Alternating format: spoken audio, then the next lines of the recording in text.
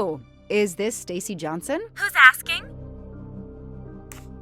My name is Joanna Locke. I'm a police detective. And I'm just an actress. Now what did I do wrong? Nothing.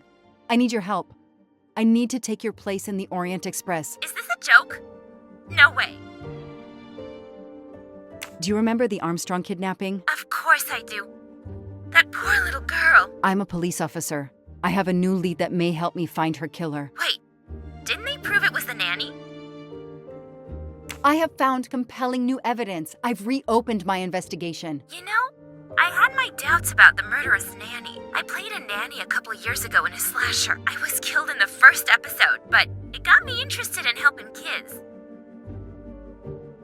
Stacy, please. You say you help kids? Well, I joined a couple of associations who are trying to help underprivileged kids. If this little girl's real killer is still out there somewhere, I'd do anything I could to help. Getting me on that train will help more than you can imagine. So, you want my ticket for the Orient Express?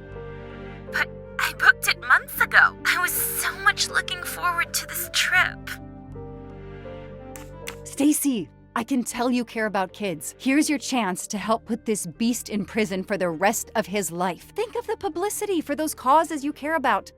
Think about the kids. The kids. Yeah. All right. We'll do it for Daisy and the kids who suffer. I'll take care of changing the tickets to your name and send it to you. Get him. Make him pay. I will. Thank you so much.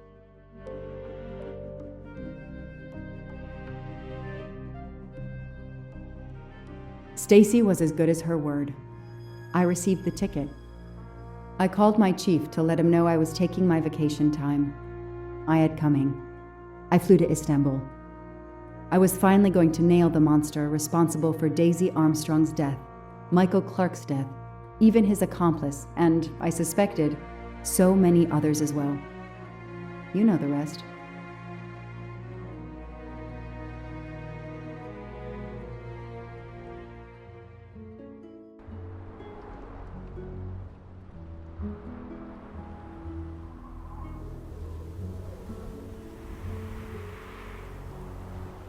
And that's how I found myself on this train, on Ratchet's trail. The rest, you know. My identity is easily checked with the Berkshire Police. Thank you for your detailed account, Mademoiselle Locke. In addition to giving us crucial details of the investigation, you have made it clear that there are many who might wish to see Ratchet dead. I know you are innocent. Your forthright testimony and your movements, or lack of them, last night eliminate you from our list of suspects. I agree, without a doubt.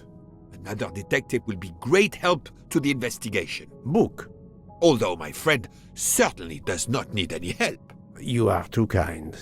Thank you for believing me. I'd like to help in any way I can. Do not worry, Mademoiselle Locke. Already I see things more clearly. It's obvious whoever drugged you was trying to derail your investigation. You mean the person who did this to me is Ratchet's killer? Both Monsieur Michel and Fraulein Schmidt had the means and opportunity to drug you. While you get your strength back, I intend to interview them. Excellent idea, my friend. All this excitement has whetted my appetite. I'm sure Mademoiselle Locke won't say no to a good, invigorating meal. What? No. I want to hear what the conductor and Fräulein Schmidt have to say for themselves. It is my duty to ensure the well-being of the passengers. If Dr. Constantine has no objection, I will escort you to the restaurant car. On the contrary, some food will do her the greatest good. Well, I'm still a little shaky. Mr. Poirot, will you please keep me informed about what you learn? You may be certain of it.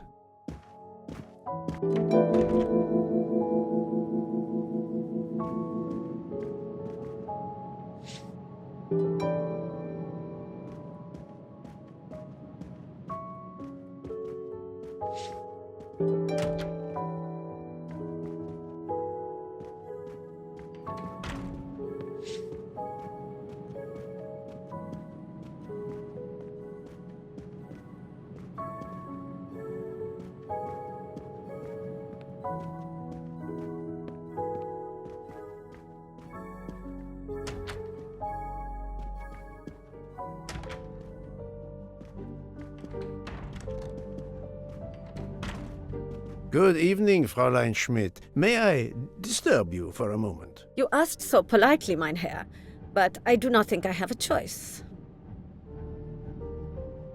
I wanted to let you know that your roommate, Mademoiselle Locke, is awake. Ah, yes, I'm glad to hear that. I was worried about her. Did she tell you what had happened to her? Unfortunately, she doesn't remember much, but we found a residue of a sleeping pill in her cup of tea. Since you two were alone together in your room when she drank it, who else but you could have dragged her? Must I point out I do not make the tea on this train? You should question the conductor or the kitchen staff.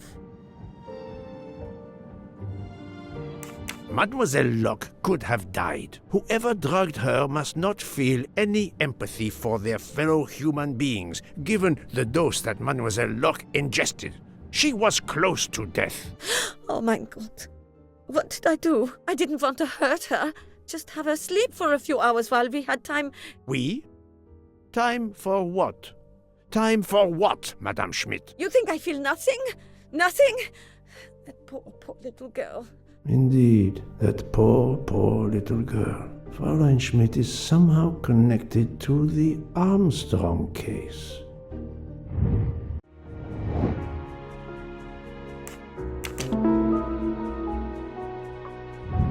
I'm right again. That happens to me a lot.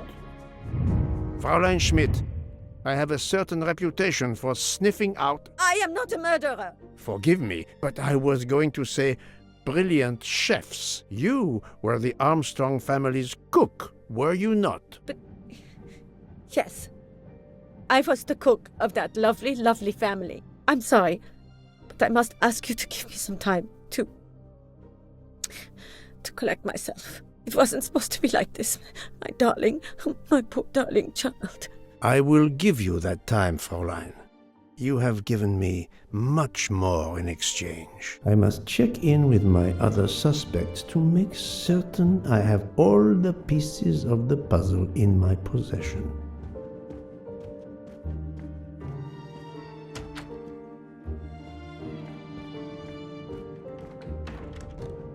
Can I get you something, Monsieur Poirot? Everyone is so tense. An aperitif soon, Monsieur Fauchet, with pleasure, when the matter is resolved.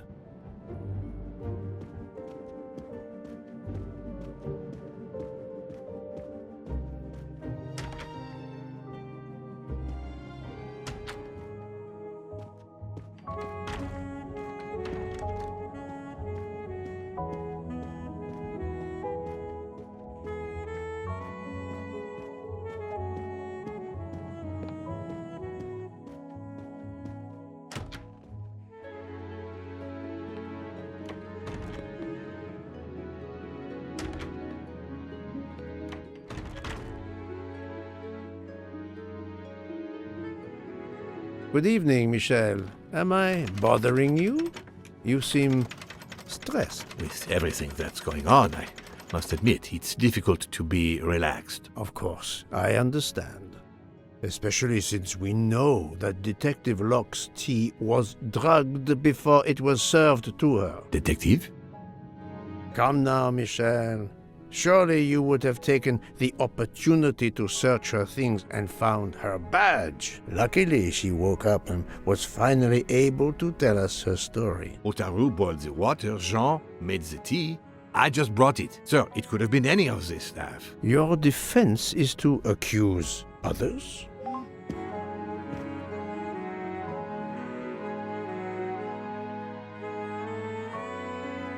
You have a network connection? No, unfortunately. It's just an automatic reminder to pay my rent. I always forget, and my landlord complains. Pierre Michel had to be involved in the murder. The drugged tea, his post at the end of the hall, and now I know why I know more than one of those people on the screen.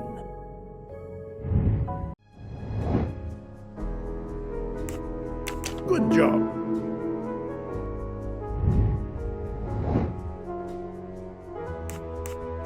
Good. Adequate. That's the right answer. You are the father of Suzanne Moreau, Daisy Armstrong's nanny. My condolences on the death of your wife. What? But my wife... Enough lies. Suzanne does not bear your name? No. Suzanne's mother and I were divorced. Suzanne kept her mother's name. My most sincere condolences, Monsieur Michel, on the deaths of Suzanne and your wife. This job, I loved them, but I was never there for them. Then, a year after the divorce, Solange became ill. Suzanne took her to this special hospital in the US. Got that job as Daisy's nanny. I understand your pain, and the reason that led you to drug Detective Locke. We really can't hide anything from you, can we? Many have been foolish enough to try and keep the truth from Hercule Poirot. Yes, I admit, I drugged the tea. But it was only to keep her quiet, until I could... But she reacted so much to the sleeping pills. She was lucky, as are you, that she didn't die. To be frank, there is one more thing that puzzled me, but I think I understand now. Monsieur Hardman was Suzanne's fiancé. Huh. I have the impression my whole life to you is an open book. Yes, Cyrus was my daughter's fiancé. I almost consider Cyrus as my own son. Of course, much more is clear now. I have been patient long enough. It is time to go and see what all the commotion is next door.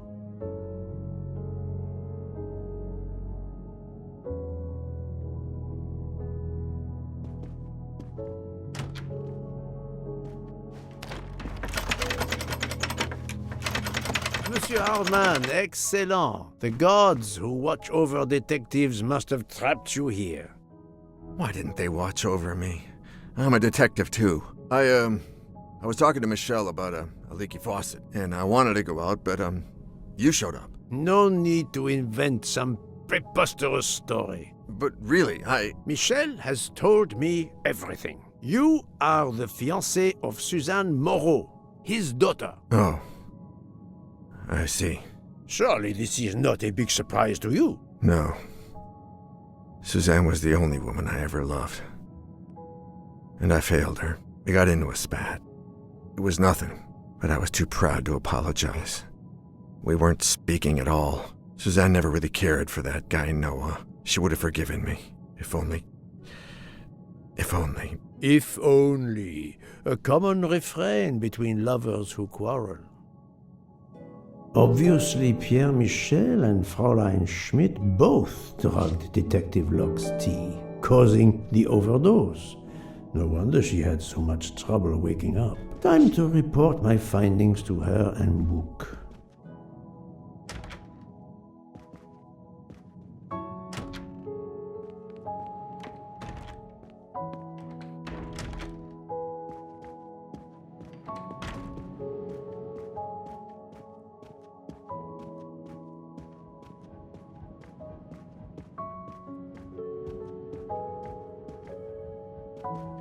So, my friend, tell me, you have something new? Mademoiselle Locke, I know who drugged you. Fräulein Schmidt and our conductor Pierre Michel both admitted putting sleeping pills into your tea. This explains your overdose. They are relieved you are recovering. Michel drugged a passenger? On behalf of the company, I offer my apologies to you, Mademoiselle Locke. Michel will answer for this outrage. Both of them? I was pretty sure about Fräulein Schmidt, but I admit that I did not suspect the conductor. I have uncovered multiple connections with the Armstrong case. Pierre Michel is the father of Suzanne Moreau, little Daisy's nanny, and Monsieur Hardman was Suzanne's fiancé. As for Hildegard Schmidt, she was the cook of the Armstrong family. What a coincidence, don't you think? But it's incredible! What are the odds that so many people linked to that tragic affair ended up on the same train? About the same as you winning the lottery, my friend. I wasn't the officer who interviewed Fräulein Schmidt back then, so she couldn't recognize me here on the train. How could they know who I was? There were other passengers who might have.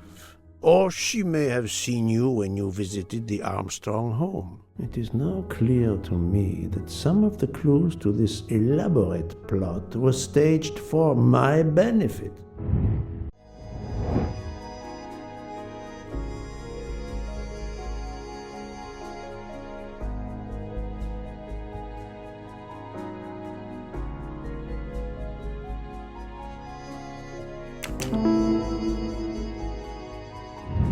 My little gray cells did not let me down. Some clues and information collected so far could lead to a hypothesis. The murderer boarded the train in Vinkovsky, killed Ratchet, and then left the train immediately. How did you come to that possibility? Monsieur Hardman told me about a short man with a high-pitched voice who threatened Ratchet. Imagine for a moment that this man, wearing a wagon-lit conductor's jacket, killed him while Michel was on the platform at Vinkovsky. This murderer then hid the conductor's jacket in Detective Locke's room, then fled before the train left. Why choose Detective Locke's room? Why, indeed. Let me re-explain from the beginning.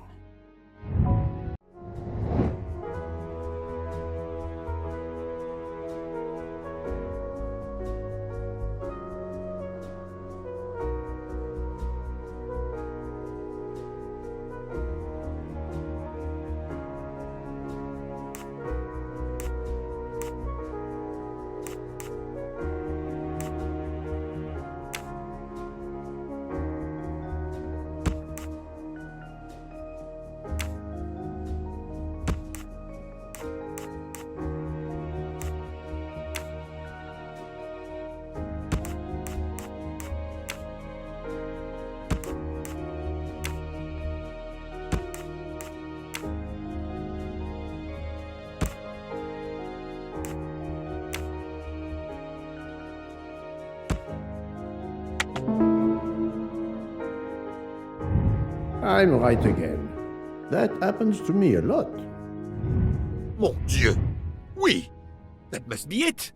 Everything fits so well! It fits too well, my friend. Other clues lead to a second hypothesis, much more plausible.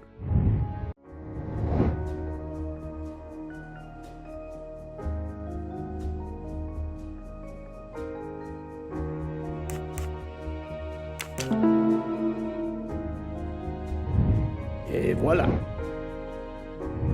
So, we have multiple murderers, all related to the Armstrong case. The murderer from Vinkovsky was a fabrication to turn suspicion away from those on the train. They expected the investigation to be led by some small-town official who could easily be misled. Mr. Poirot? Detective Locke, forgive me. You are an obvious exception. You tracked Ratchet with the tenacity of a bloodhound. Unfortunately for the killers, they not only had you to deal with, but now they had, and I say this with all modesty, the world's greatest detective, Hercule Poirot, dropped into the midst of their meticulous planning. Multiple murderers? Multiple detectives? Poirot, please take pity on me. Who is linked to this case, and who is not? My poor friend, I have gone speeding out of the station without you. I will continue.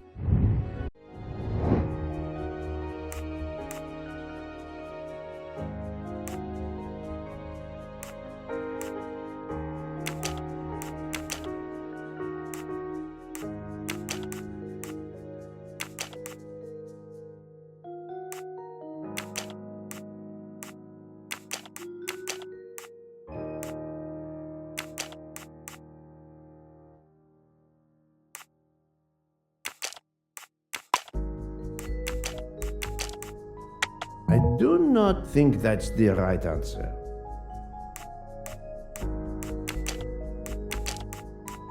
This is wrong, but I'm never far from the truth.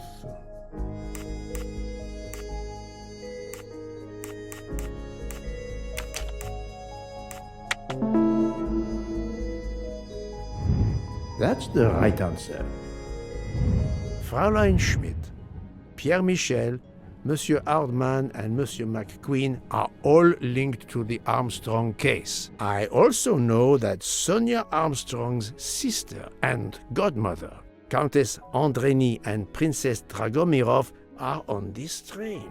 And finally, Detective Locke discovered that Mr. Foscarelli was the Armstrong chauffeur. If we add Detective Luck and Ratchet, of the 12 passengers in that coach, 9 have a connection with the Armstrong case. What next, Poirot? Or should I say, who next? It is time to summon everyone. Everyone? Even Dr. Constantine? The train crew other than Michel? Dr. Constantine, yes. I will need him. But we don't want the others as witnesses. I will see that their duties keep them occupied elsewhere. Excellent. I have always thought this moment in a case is much like Rodin unveiling the thinker before a captivated audience. A work of art. Have you not felt that way, Detective? No, Mr. Poirot. I'm happy just to slap the cuffs on him. Well, there is some artistry in that as well, I suppose. Where would you like the unveiling, Poirot? The lounge? Perfect. Then I will gather all the passengers in the lounge.